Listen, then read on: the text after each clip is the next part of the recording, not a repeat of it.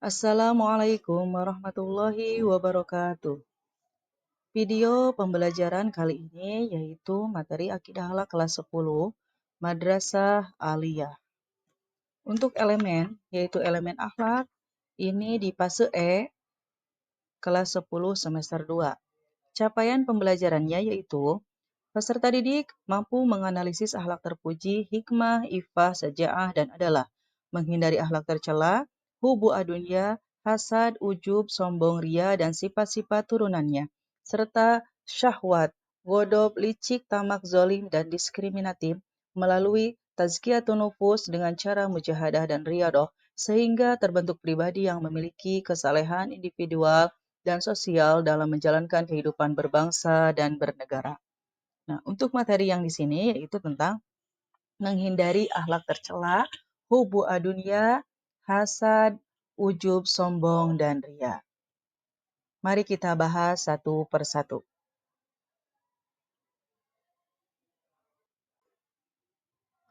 Yang pertama yaitu hubu adunya. Nah, hubu adunya di sini artinya cinta yang berlebihan kepada dunia dan segala isinya hingga mengalahkan cinta kepada Allah dan Rasul-Nya. Hal ini membuat hati menjadi gelap dan terhalangi dari cahaya iman. Baik, di sini untuk hubu adunya bisa disingkat pengertiannya yaitu dengan apa ya? Mencintai dunia dengan melupakan kehidupan akhirat. Kenapa seseorang itu bisa melakukan hubu dunia? Karena ada beberapa penyebab yang menjadikan dia itu hubu dunia, diantaranya yaitu menganggap dunia sebagai tujuan utama, bukan sebagai sarana mencapai kehidupan akhirat. Yang kedua, suka mengumpulkan harta dengan menghalalkan berbagai macam cara, sebagaimana dalam Al-Quran surat At-Takasur ayat 1-2, Bismillahirrahmanirrahim, Alhaakumut takatsur hatta zurtumul maqabir, yang artinya bermegah-megahan telah melalaikan kamu sampai kamu masuk ke dalam kubur. Kemudian kikir terhadap harta, kemudian tidak mau mensyukuri nikmat Allah. Dampak negatif dari perbuatan hubu dunia ini diantaranya yaitu cinta dunia itu akan melupakan, lupa kepada Allah, ya. Mereka yang begitu mencintai dunia akan tergoyah imannya, ya. Kemudian bagaimana cara menghindarinya? Ada beberapa cara untuk menghindari agar kita terhindar dari hubu dunia, yaitu diantaranya kita selalu ingat bahwa hidup di dunia itu hanya sementara, ya. Nah, kemudian kita harus mengingat ya bahwa kita itu akan meninggal. Nah, itu beberapa cara menghindari hubu dunia. Kemudian hubu dunia itu ada sifat turunannya ya. Sifat turunan dari hubu dunia yaitu eh,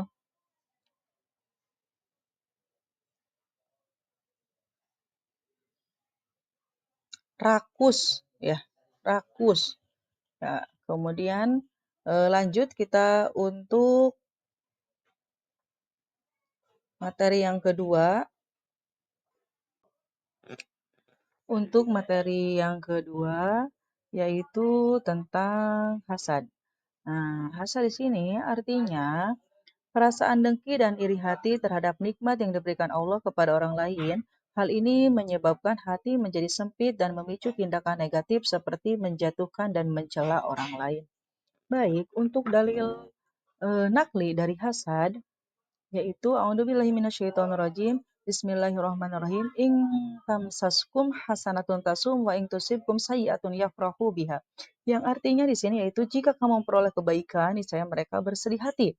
Tetapi jika kamu mendapatkan bencana, mereka bergembira karenanya. Al-Quran Surat Al-Imran ayat 20. Nah, kenapa seseorang eh, melakukan hasad? Karena di sini ada sebab-sebabnya seseorang melakukan hasad, melakukan tindakan hasad, yaitu yang pertama adanya rasa permusuhan dan kebencian kepada seseorang ya. Kemudian yang kedua adanya sifat takabur atau sombong, yakni merasa diri yang paling baik, paling benar atau paling hebat. Nah, kemudian dampak negatif dari hasad yaitu Pertama akan membakar amal kebaikan, ya, sebagaimana api membakar kayu bakar. Kemudian merasa senang jika orang lain tertimpa musibah, ya. Cara menghindarinya yaitu kita harus banyak bersyukur atas nikmat yang diberikan oleh Allah. Kedua, kita harus sadar, ya, menanamkan kesadaran bahwa sifat hasad akan membawa seseorang menderita batin. Kemudian berpikir positif, ya, dengan apa yang terjadi di dalam diri kita. Nah, dari situ juga, dari kalau kita melakukan hasad, sifat turunan dari hasad yaitu contohnya gibah, menggunjing, namimah, mengadu domba. eh, Kemudian hasad juga dapat merusak hubungan antar manusia dan menciptakan perpecahan dalam masyarakat. Ya. Nah, selanjutnya yang berarti yang ketiga yaitu ujub. Ujub di sini yaitu sikap membanggakan diri yang berbahaya. Nah, pengertiannya, sikap memuji diri sendiri secara berlebihan, menganggap dirinya lebih baik dari orang lain. Hal ini menunjukkan kelemahan dan spiritualitas dan ego yang tinggi. Nah, ujub itu ada dalil nakli tentang ujub. Di sini Rasulullah Shallallahu Alaihi Wasallam bersabda, "Salasun muhlikatun syuhun, mutoun wa huwa muttabaun." Tiga perkara yang membawa pada kehancuran, yaitu syuhun. Ya, syuhun itu apa? Pelit. Mutoun, mengikuti hawa nafsu, wa huwa muttabaun, dan suka membanggakan diri. Nah, itu perkara yang akan membawa kita kepada kehancuran. Ya. Nah, kemudian sebab-sebab terjadinya adanya faktor yang menjadi timbulnya sifat ujub di dalam diri kita, di antaranya itu banyak dipuji orang lain. Ya, ketika kita banyak dipuji orang lain, ya, pujian seseorang secara langsung kepada orang lain dapat menimbulkan perasaan ujub dan egois pada diri orang yang dipujinya. Kemudian yang kedua, banyak meraih kesuksesan. Yang ketiga, kekuasaan, jadi penguasa, ya. Kemudian dampak negatif dari ujub yaitu ujub itu akan membawa ke arah kesombongan, ya, kibar. Nah, kemudian meremehkan dosa di hadapan Allah, ya, tidak takut akan azab dan kemurkaan yang diberikan oleh Allah, ya. Itu beberapa dampak negatif dari ujub. Kemudian untuk cara menghindarinya yaitu kita harus selalu mengingat akan hakikat dirinya. Nyawa yang ada di dalam tubuh kita itu semata-mata anugerah dari Allah. Andai kata tiba-tiba Allah mengambilnya, maka badannya tidak ada harganya sama sekali. Kemudian kita harus sadar akan hakikat dunia dan akhirat. Ya. Selalu ingat akan kematian, berdoa kepada Allah. eh, Nah, selanjutnya yang berarti yang ketiga yaitu ini yang keempat yaitu sombong, ya. Sombong di sini artinya sifat yang menganggap dirinya lebih mulia dan lebih hebat dari orang lain. Hal ini menunjukkan rendahnya spiritualitas dan keangkuhan yang menjauhkan seseorang dari Allah dan manusia. Nah, di sini ada hadis yang menjelaskan tentang sombong yaitu Bismillahirrahmanirrahim. La yadkhulul jannata man kana fi qalbi mithqala dzarratin min kibrin.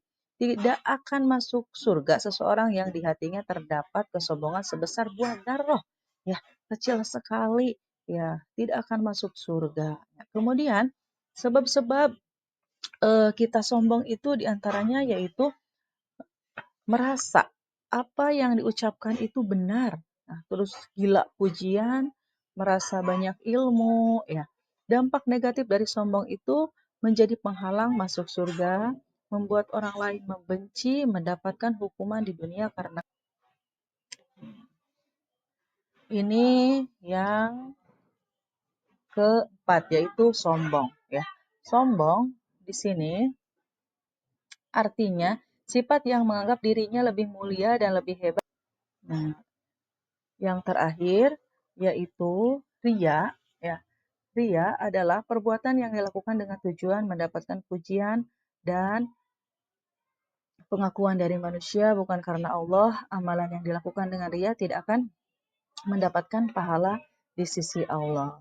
Ya, baik untuk ria ini sebab-sebab seseorang melakukan ria yaitu terlalu dikagumi orang lain, lari dari celaan, senang karena lezatnya pujian dari orang lain, lalai akan dampak buruk ria.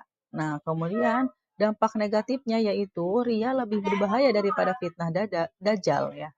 Nilai amal soleh hilang. Nah, kemudian cara menghindarinya yaitu memperbaiki niat ibadah semata-mata karena Allah, menghindari sikap suka memamerkan perbuatan baik, bersyukur atas nikmat yang telah diberikan, meningkatkan kehusuan dalam beribadah, yaitu beberapa cara. Nah, yang terakhir yaitu ria. Ya, ria adalah perbuatan yang dilakukan dengan tujuan mendapatkan pujian. Dampak psikologis dan sosial akhlak tercela di sini untuk dampak psikologisnya, akhlak tercela dapat menyebabkan stres, kecemasan, dan depresi. Orang yang memiliki sifat buruk cenderung mengalami kesulitan dalam menjalin hubungan interpersonal dan merasakan kepuasan hidup. Kemudian untuk dampak sosialnya, akhlak tercela dapat merusak hubungan antar manusia dan menyebabkan perpecahan dalam masyarakat. Seseorang dengan sifat buruk cenderung dicurigai, dijauhi, dan dampak psikologis dan kemudian untuk proses pembersihan hati dari sifat tercela yaitu pertama dengan muhasabah, menilai diri sendiri dengan jujur dan kritis mengakui kesalahan dan kelemahan. Kedua dengan taubat, meminta ampunan kepada Allah dengan sungguh-sungguh, berjanji untuk memperbaiki diri. Ketiga dengan istighfar, memohon ampunan kepada Allah secara terus-menerus, memohon perlindungan dan dari kemudian ini ada beberapa strategi mengembangkan akhlak mulia. Yang pertama dengan meneladani Nabi, mencontoh sifat mulia Rasulullah seperti kejujuran, kesabaran, dan kedermawanan. Yang kedua bergaul dengan orang baik, memilih teman yang memiliki akhlak mulia, saling mengingatkan dan memotivasi dalam kebaikan. Ketiga, menjalankan ibadah dengan khusyuk, melakukan ibadah dengan hati yang khusyuk dan tulus, memohon petunjuk dan kekuatan. Dan ini ada beberapa untuk materi kali ini, kesimpulannya yaitu pentingnya kesadaran spiritual. Akhlak tercela merupakan penyakit hati yang dapat merugikan diri sendiri dan orang lain. Dengan memahami bahaya dan dampaknya, kita dapat berusaha untuk membersihkan hati dan mengembangkan akhlak mulia. Kesadaran spiritual sangat penting dalam perjalanan menuju perbaikan diri dan meraih kebahagiaan sejati di dunia dan akhirat. Terima kasih untuk video pembelajaran ini. Untuk materi kali ini, kesimpulannya yaitu pentingnya kesadaran spiritual.